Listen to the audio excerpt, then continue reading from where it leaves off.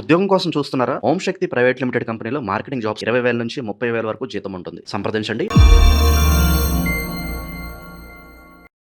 అందరికీ నమస్కారం. నేను శిరీష. ప్రస్తుతం మనతో పాటు ఉన్నారు ప్రముఖ ఆధ్యాత్మికవేత్త, జ్యోతిష పండితులు, దేవి ఉపాసకులు బ్రహ్మశ్రీ సుభాష్ శర్మ గారు. గురుగారితో మాట్లాడదాం. నమస్కారం గురుగారు.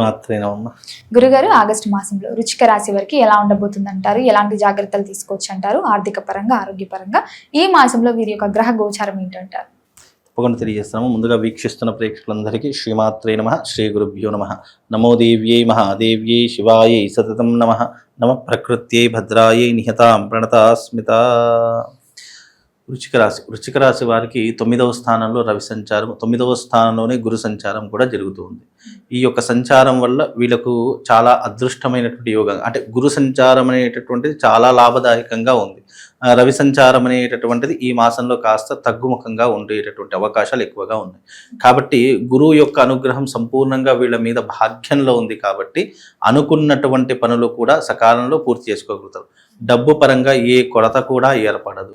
ముఖ్యంగా ఈ మాసంలో వీళ్ళు ఆస్తులు కొనుగోలు చేసుకోవడం కానీ, ప్రాపర్టీస్ కొనుక్కోవడం కానీ, ఇలాంటివి ఏదైనా శుభకార్యం చేసేటటువంటి అవకాశాలు చాలా మట్టుకు కనిపిస్తూ ఉంటాయి. ఈ మాసంలో వీళ్ళకు కలిసి వచ్చేటటువంటి అవకాశాలు చాలా మట్టుకు ఉన్నాయి. కాబట్టి ఈ యొక్క వృశ్చిక రాశి వారు ఎవరైతే ఉన్నారో గురు యోగం అనేటటువంటి చాలా అద్భుతంగా ఉంది. రాబోయేటటువంటి రోజుల్లో వృత్తిరీత్యా, వ్యాపార రీత్యా అన్ని రంగాల వారికి చాలా లాభదాయకమైనటువంటి విధంగా వృశ్చిక రాశి వారు ఉండబోతున్నారు. కోర్టు కేసులు, పోలీస్ స్టేషన్ వ్యవహారాలు, చిక్కులు, చికాకులు ఇలాంటివి ఏవి ఉన్నా కూడా వాటన్నిటినీ కూడా సరిదిద్దుకునేటటువంటి అవకాశాలు ఈ మాసంలో వీళ్ళకు ఏర్పడతాయి. కాబట్టి ఎవరైతే వృశ్చిక రాశి వారు ఉన్నారో వాళ్ళు ఈ మాసము చాలా ఆనందంగా, అలాగే లగ్జరీగా జీవితాన్ని గడపడానికి చాలా అనువైనటువంటి మాసంగా ఈ మాసం చెప్పుకోవచ్చు. మరి కుటుంబ వాతావరణం ఎలా ఉంటుందంటారు? కుటుంబ వాతావరణం కూడా చాలా లాభదాయకంగానే ఉంటుంది. ఎలాంటి ఇబ్బందులు ఉంటాయి. ఇన్ని రోజులు ఏదైనా సమస్యలు, చిక్కులు, చికాకులు ఉంటే వాటన్నిటిని కూడా పరిష్కరించుకోవడానికి చాలా అనువైనటువంటి మాసంగా కూడా చెప్పుకోవచ్చు. చిన్న చిన్న ఇబ్బందులు ఉంటాయి, వాటన్నిటినీ కూడా దాటుకొని వెళితే జీవితం అనేటటువంటి సునాయాసంగా వెళ్ళేటటువంటి అవకాశం ఉంటుంది.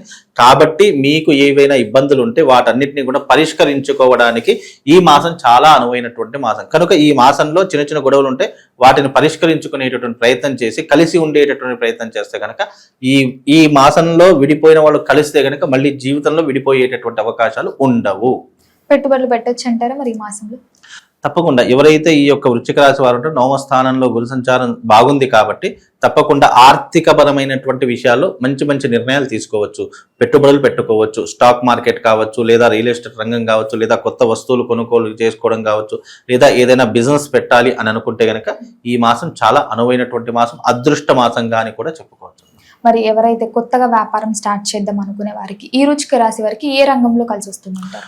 ముఖ్యంగా వృశ్చిక రాశి వారికి రియల్ ఎస్టేట్ రంగం కలిసి వస్తుంది, అలాగే ఫైనాన్స్ రంగం కలిసి వస్తుంది, అలాగే వీళ్ళకు డైరీ ఫారం కలిసి వస్తుంది, అలాగే వీళ్ళకు ముఖ్యంగా ఈ యొక్క కాస్మెటిక్ బిజినెస్ ఉంటాయి కదా, ఆ కాస్మెటిక్ బ్యూటిషియన్స్ కానీ అవన్నీ కూడా కలిసి వచ్చేటటువంటి విధంగా వృశ్చిక రాశి వారికి బాగుంటుంది. అలాగే భూముల మీద పెట్టుబడులు పెట్టడం కావచ్చు, లేదా ఈ యొక్క అమ్మకాలు కొనుగోలు చేసుకునేటటువంటి భూమి మీద పెట్టేటటువంటి ఏదైనా కూడా వీళ్ళకు తప్పకుండా కలిసి వచ్చేటటువంటి అవకాశం ఉంటుంది. మరి గురువు గారు, ఈ మాసంలో వీరు దేని పట్ల జాగ్రత్తగా ఉండాలంటారు? ఒక హెచ్చరికలాగా చెప్పాలంటే ముఖ్యంగా వృశ్చిక రాశి వారు ఏ విషయంలో జాగ్రత్తగా ఉండాలి అని అంటే కనుక కుటుంబ విషయంలో చాలా జాగ్రత్తగా ఉండాలి.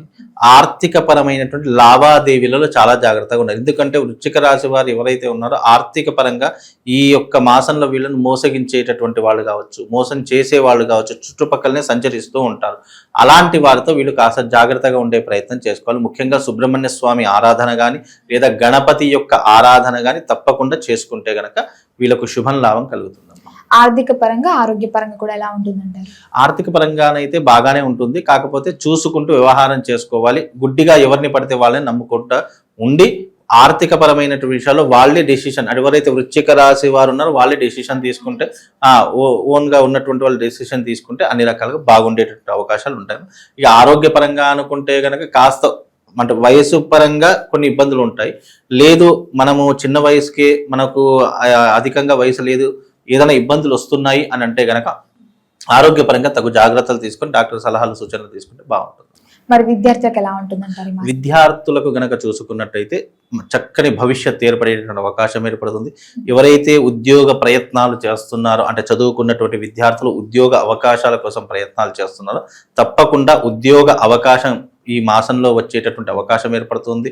అలాగే ఉద్యోగ అవకాశాలతో పాటు వీళ్ళకు ఆకస్మిక ధనలాభం కూడా వచ్చేటటువంటి అవకాశం కూడా వీళ్ళ జాతకంలో ఏర్పడబోతుంది. మరి గురుగారు, ఎవరికైతే వివాహం జరగలేదు, వివాహ ప్రయత్నాలు ఎవరైతే చేస్తున్నారో వారికి ఈ మాసంలో వివాహ యోగం ఉందంటారా? తప్పకుండా ఎవరైతే వృశ్చిక రాశి వారు ఉన్నారో వాళ్ళకు వివాహ యోగం అనేటటువంటిది ఏర్పడుతూ ఉంటుంది.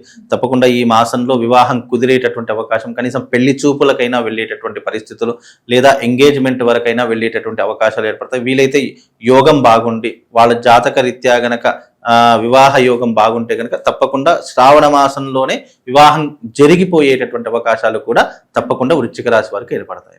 మరి ఉద్యోగ రంగంలో ఉన్న వారికి ఎలా ఉంటుంది?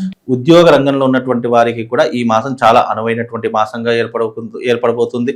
అలాగే ప్రమోషన్స్ వచ్చే అవకాశాలు, ట్రాన్స్ఫర్స్ జరిగేటటువంటి అవకాశాలు, ఇంక్రిమెంట్స్ పెరిగేటటువంటి అవకాశాలు కూడా ఈ యొక్క ఉద్యోగస్తులకు ఉండేటటువంటి అవకాశాలు ఏర్పడతాయి.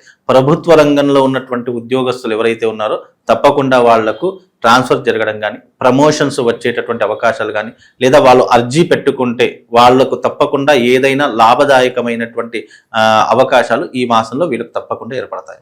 మరి సంతాన యోగం ఉందంటారా? ముఖ్యంగా ఎవరైతే నూతనంగా వివాహం చేసుకున్నటువంటి వాళ్ళు లేదా సంతానం కోసం చాలా మంది బాధపడుతున్నటువంటి వారు చాలా మంది ఉన్నారు. అలాంటి వారు ఈ మాసంలో తప్పకుండా శుభవార్త వినేటటువంటి అవకాశం ఏర్పడుతుంది. ఎవరికైతే సంతాన భాగ్యం కలగట్లేదో, సంతానం చాలా ఆలస్యం అవుతుందో, అలాంటి వారు ఎవరైతే ఉన్నారో రావి చెట్టు ఉంటుంది కదా, రావి చెట్టుకి ప్రతి శనివారం రోజున 9 ప్రదక్షిణలు చేసి రావి చెట్టు మొదట్లో రవ్వ చక్కెర ఈ రెండూ కూడా రావి చెట్టు మొదట్లో వేసేసారండి. ఆ యొక్క పుణ్య ఫలితం వల్ల ఎవరికైతే సంతాన భాగ్యం కలగలేదో వాళ్ళకు సంతానం కలిగేటటువంటి అవకాశం, నార్మల్ సంతానం కలిగేటటువంటి అవకాశం కూడా ఏర్పడబోతుంది. ఈ మధ్యకాలంలో సంతానం అంటే 49 కానీ ఈ యొక్క కృత్రిమ సంతానం కానీ పెరిగిపోతూ ఉన్నాయి. అలాంటి వారి దానివల్ల ఏమవుతుంది అని అంటే గనక ఈ కృత్రిమ సంతానం వల్ల పుట్టబోయే బిడ్డ కావచ్చు లేదా తల్లి ఆరోగ్యం కావచ్చు చాలా మట్టుకు క్షీణించేటటువంటి అవకాశాలు కనిపిస్తున్నాయి. కాబట్టి అలాంటి కాకుండా కాలక్రమంలో కృత్రిమమైనటువంటిది కాకుండా ఏదైతే నార్మల్ సంతానం ఉందో, నార్మల్గా ప్రకృతి పరంగా వచ్చేట సంతానం ఏదైతే అది కావాలి అని అనుకుంటే కనుక నేను చెప్పినటువంటి విధంగా ఈ రావి చెట్టుకి ప్రదక్షిణ చేయండి. రావి చెట్టు మొదట్లో రవ్వ చక్కెర వేయండి. దాని ద్వారా తప్పకుండా మంచి సత్సంతానం కలిగేటటువంటి అవకాశం, వంశ అభివృద్ధి పెరిగేటటువంటి అవకాశం కూడా ఏర్పడుతుంది. మరి ఈ మాసంలో వీరికి ప్రథమార్థం బాగుంటుందంటారా, ద్వితీయార్థం? వీళ్ళకు ఈ మాసంలో ద్వితీయార్థం అనేటటువంటి చాలా అద్భుతంగా ఉంటుంది. ప్రథమార్థంలో చిన్న చిన్న ఒడిదొడుకులు వస్తూ ఉంటాయి.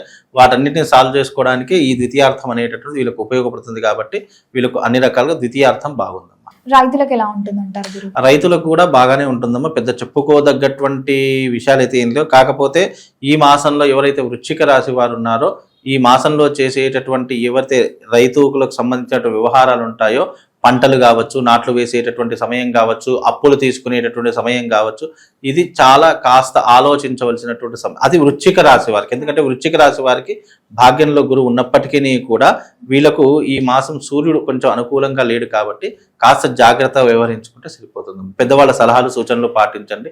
ఎవరైతే రైతులు ఉన్నారో తప్పకుండా వాళ్లకు తెలియకపోతే ఎవరైనా అడిగి తెలుసుకునేటటువంటి ప్రయత్నం చేసుకోండి. గురుగారు, మొత్తం మీద ఆగస్టు మాసంలో వృశ్చిక రాశి వారికి ఎలా ఉంది, ఎలాంటి జాగ్రత్తలు తీసుకోవాలో తెలియజేసినందుకు ధన్యవాదాలు.